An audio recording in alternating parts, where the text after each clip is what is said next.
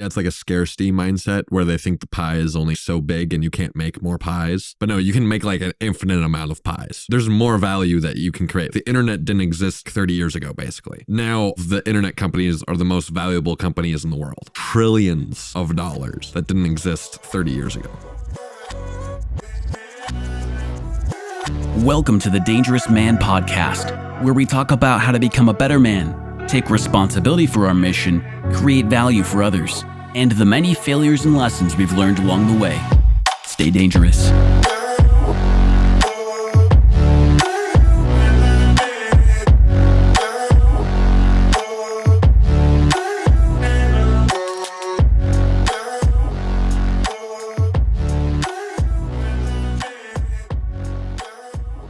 Let's frickin' go. We just kind of whipped that intro up last night and it gets me freaking amped, man. Oh yeah. I'm so excited. Like, listen to number 1 and 2 100%, guys, but come back to this podcast number 3 and you're like, oh shit. Let's fucking go. I'm amped.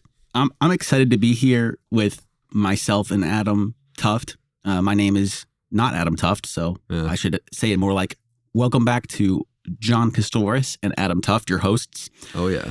And we want to talk about something interesting on The Dangerous Man today. Actually, we just kind of want to share kind of our experience over the last couple days of this holiday weekend, this Thanksgiving weekend. And yeah, we just want to dive into this idea that when you want to go and do something bigger in life, you want to set these goals. In particular, for us, it's like business. It's like, hey, let's become entrepreneurs. Let's, Adam, he's doing personal sales for a company. They do door-to-door sales. And we can talk a little bit more about that. But for him, it's like going bigger there and being able to take more responsibility, do more sales, build a sales team eventually. Yeah. And for myself, I have a few different ideas that I really want to create a business.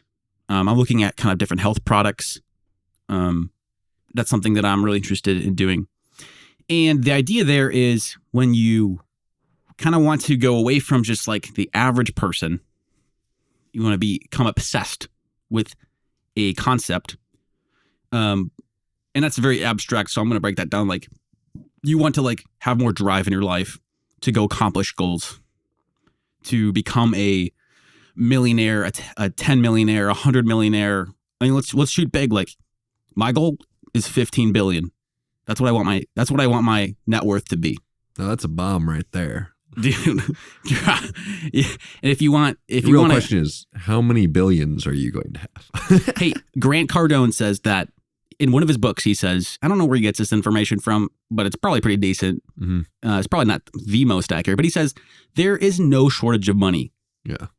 He says one of the limiting mindsets that people have, limiting beliefs that keep people back, is they actually don't believe that there's money out there, or if it is, it's scarce. And it's hard for me to get. Yeah, it's like a scarcity mindset where they think the pie is only like so big and you can't make more pies. But no, you can make like an infinite amount of pies. Yeah. Like there's more value that you can create. Like the internet didn't exist like 30 years ago, basically. Yeah. And now all of the internet companies are the most valuable companies in the world. Like that's trillions of dollars that didn't exist 30 years ago. Yeah, I think about that a lot because I work in, right now, my job, my day job is, I say that because I want to build my own business, but that's kind of where I'm at right now. But I do digital marketing, and specifically I do paid media, paid advertising. So Facebook ads, Instagram ads, Google search ads, display, YouTube video ads. That's kind of what I do right now. And yeah, it's just the idea that really hit me was like, wow, this job didn't exist 10 years ago. Mm-hmm.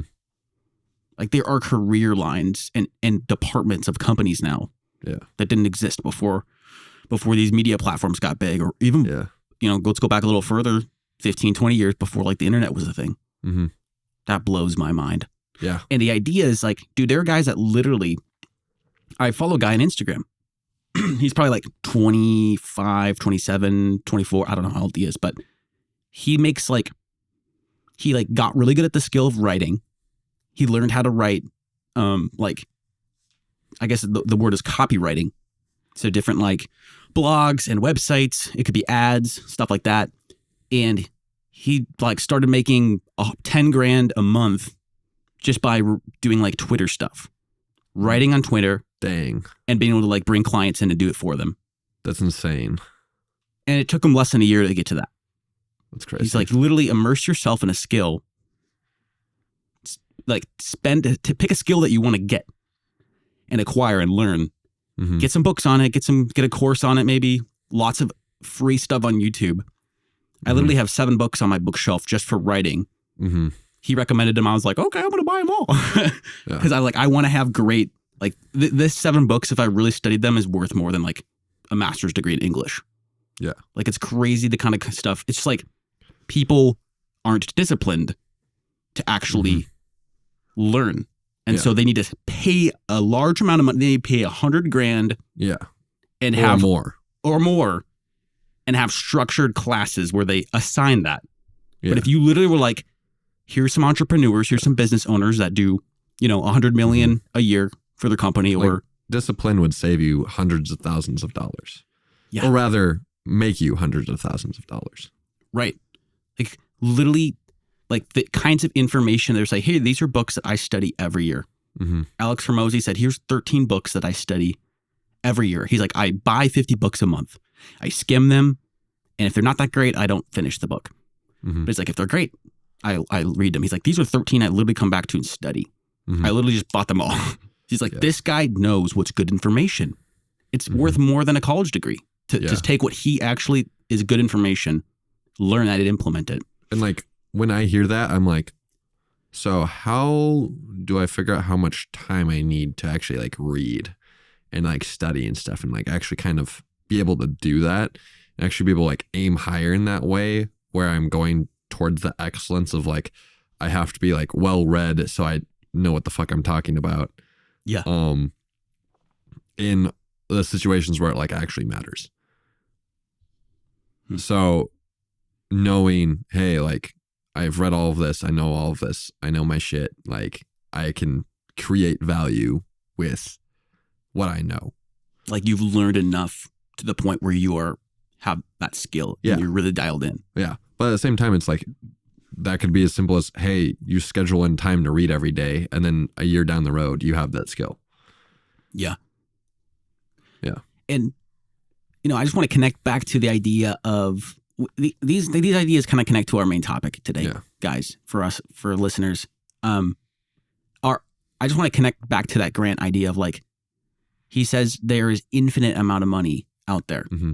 And the idea is like, you take a bucket of water and you go to the ocean and you scoop that bucket of water and you dump it into your business. That bucket you say the ocean is like the money out there in the world. Mm-hmm. It's like, you could do that as many times as you possibly want.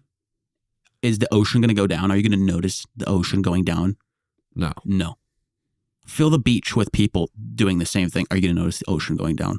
No.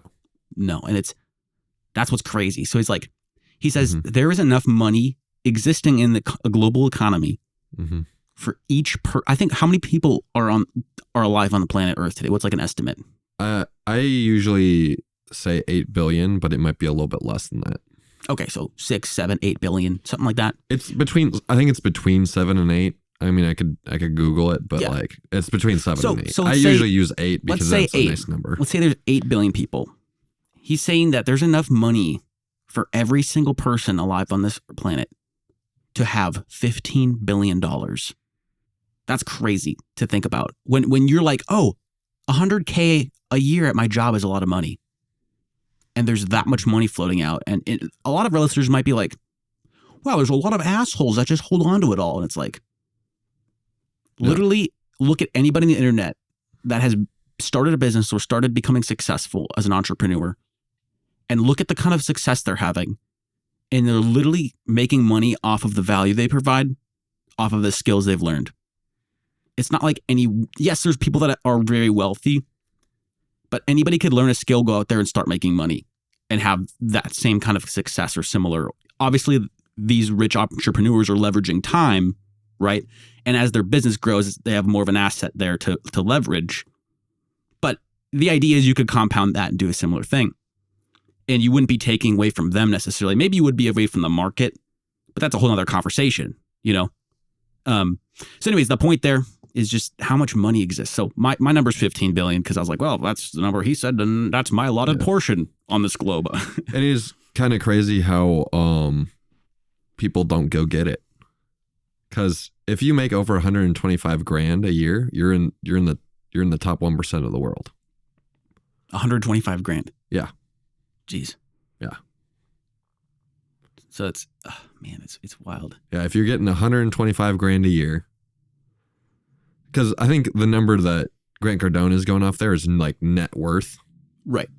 Not like how much you're making per year. Because like Grant Cardone doesn't 100%. Like no billionaire makes $1 billion a year, unless they have like an insanely good year. I'm sure Elon Musk probably made $1 billion in a year at some point, as far as his like net worth increasing.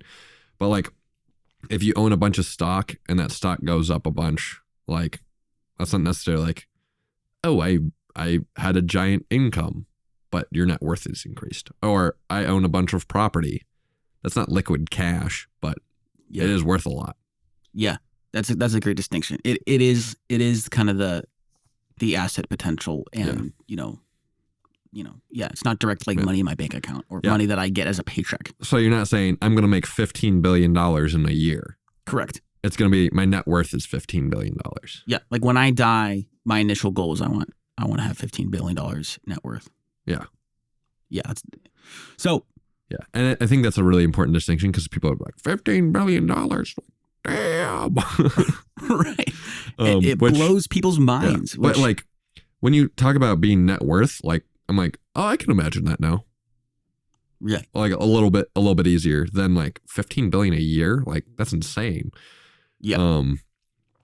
But sometimes like when you talk about like millionaires, you think of like technically to be a millionaire, your net worth has to be $1 million. And I'm like, that doesn't seem very hard anymore to me. No. Or like really that impressive to be like being worth 10 million. That's a little bit more impressive, but just 1 million is like, I feel like if you don't get to your net worth being 1 million, you just gave up and didn't try.